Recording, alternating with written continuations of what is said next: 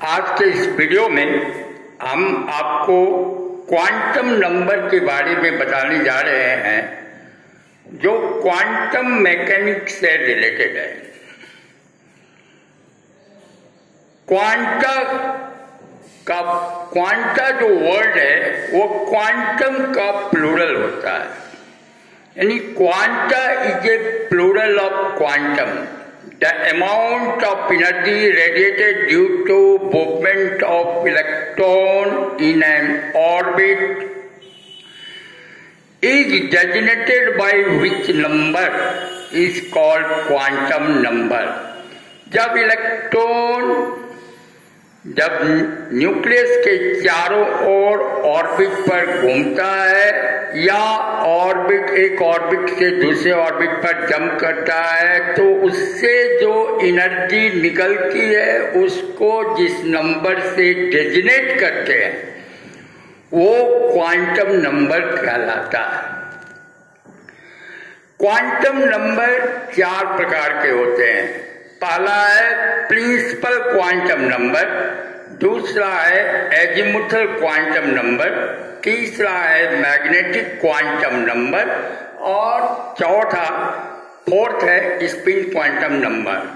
तो there are 4 types of quantum number: principal quantum number, azimuthal quantum number, magnetic quantum number and spin quantum number.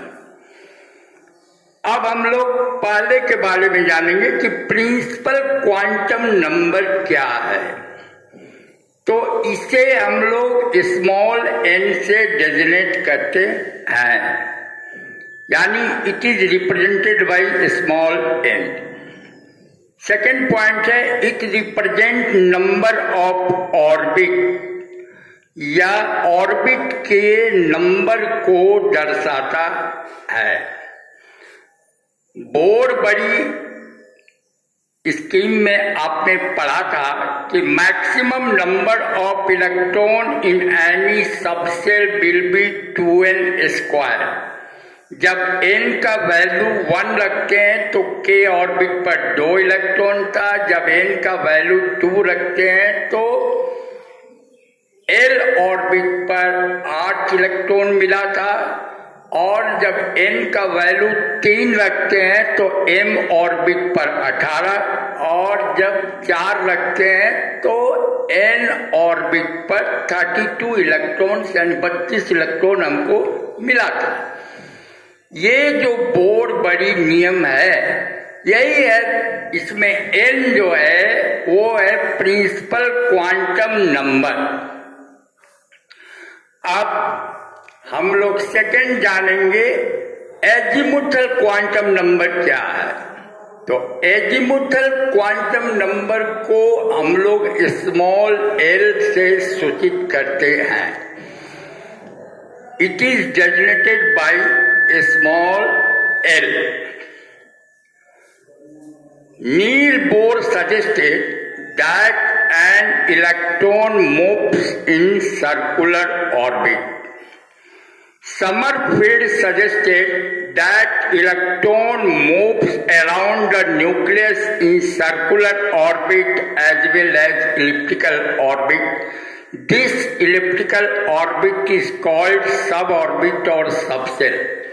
The amount of energy radiated due to movement of electron in an elliptical orbit is designated by which number is called azimuthal quantum number।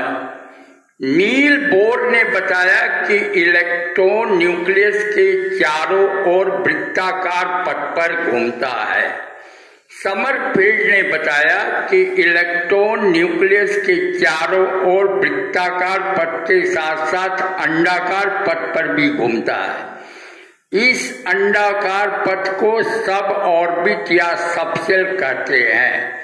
इस सब orbit या subshell पर जो electron घूमेगा उससे जो energy निकलेगी उसको जिस नंबर से डेजिनेट करेंगे वह होगा azimuthal quantum number. Azimuthal quantum number का numerical value principal quantum number -1 होता है, जो यहाँ टेबल में दिखा गया है। यहाँ पर m है प्रिंसिपल क्वांटम नंबर, l है azimuthal quantum number, l = n-1। यहाँ है सबसेल पर मैक्सिमम इलेक्ट्रॉन की संख्या, ये 2 × 12 + 1 है। और फिर है सबसेल का शेप। तो जब n का वैल्यू 1 रखते हैं तो इस सबसेल में मैक्सिमम 2 इलेक्ट्रॉन होता है और इसका शेप स्फेरिकल होता है।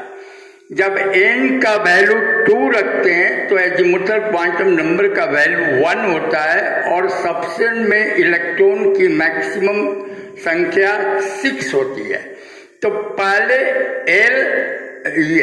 पहले वाले स्फेरिकल सेल का इलेक्ट्रॉन लिख करके फिर 6p लिखना है। इसका शेप डम्बेल होता है। जब प्रिंसिपल क्वांटम नंबर का वैल्यू 3 रखते हैं तो एजीमुथल क्वांटम नंबर का वैल्यू 2 प्राप्त होता है, जिससे d सबसेल पर मैक्सिमम नंबर ऑफ इलेक्ट्रॉन 10 होते हैं। और जब n का वैल्यू 4 रखते हैं तो हमें एजीमुथल क्वांटम नंबर का वैल्यू 3 प्राप्त होता है और यहाँ पर हमको maximum number of electron 14f प्राप्त होता है। इसका मतलब है कि k ऑर्बिट में एक सबसेल होता है s, l ऑर्बिट में 2 सबसेल होते हैं s and p, m orbit में 3 सबसेल होते हैं s, p and d, इसलिए इसका शेप डम्बेल होता है। और n का वैल्यू जब 4 रखते हैं तो हमको n ऑर्बिट पर 4 सबसेल होते हैं s, p, d, f, जिसका शेप बहुत ही कॉम्प्लिकेटेड होता है। अब एक क्वेश्चन उठता है, energy is a scalar quantity, azimuthal quantum number is also energy, but why it is called a vector quantity? तो इसका आंसर है कि चूंकि एजीमुथल क्वांटम नंबर की डेफिनेशन में जो समरफील्ड की डेफिनेशन है कि इलेक्ट्रॉन वृत्ताकार पथ के साथ साथ अंडाकार पथ पर भी घूमता है। इस अंडाकार पथ को हम लोग सब ऑर्बिट या सबसेल कहते हैं, जिसका ज्योमेट्रिकल शेप होता है spherical, dumbbell, double dumbbell etcetera. कोई भी ज्योमेट्रिकल शेप में मैग्नीट्यूड एंड डायरेक्शन होता है, इसीलिए एजीमुथल क्वांटम नंबर एनर्जी होते हुए भी ये वेक्टर क्वांटिटी है। ये इसका आंसर हुआ। थर्ड है magnetic quantum number. When this sub-orbit is subjected under powerful magnetic field, then field force tries to disturb this suborbit and at last divided into orbital. The amount of energy radiated due to movement of electron in this orbital is designated by which number is called magnetic quantum number. Magnetic quantum number का अंकित यानी numerical value m = 12 + 1 होता है और इसका magnitude -L से +L vary करता है। अब आप इस टेबल में देख रहे हैं n का वैल्यू जब हम लोग 1 रखते हैं तो हमें एजीमुथल क्वांटम नंबर का वैल्यू 0 मिलता है और मैग्नेटिक क्वांटम नंबर का वैल्यू 1 मिलता है और मैग्नीट्यूड हमको मिलता है 0। जब n का वैल्यू 2 रखते हैं तो एजीमुथल क्वांटम नंबर का वैल्यू 1 मिलता है और इसका मैग्नीट्यूड होता है 3, यानी 1 को हमको 3 बार लिखना है माइनस से प्लस में, तो -1, 0, +1। जब प्रिंसिपल क्वांटम नंबर का वैल्यू 3 रखते हैं तो एजीमुथल क्वांटम नंबर का वैल्यू 2 है और मैग्नेटिक क्वांटम नंबर का वैल्यू 5 है। इसका अर्थ यह है कि हम लोग एजीमुथल क्वांटम नंबर को माइनस से प्लस में यहाँ लिखेंगे -2 -1 0 +1 +2, जो कि मैग्नीट्यूड बताएगा मैग्नेटिक क्वांटम नंबर का। उसी तरह जब n का वैल्यू 4 रखते हैं तो हमें एजीमुथल क्वांटम नंबर का वैल्यू 3 मिलता है और मैग्नेटिक क्वांटम नंबर का वैल्यू 7 मिलता है। और ये एजीमुथल क्वांटम नंबर के वैल्यू को मैग्नीट्यूड में लिखना है तो -3 -2 -1 0 +1 +2 +3। लास्ट में आता है spin quantum number. Spin quantum number is nothing but probability of distribution of energy of electron.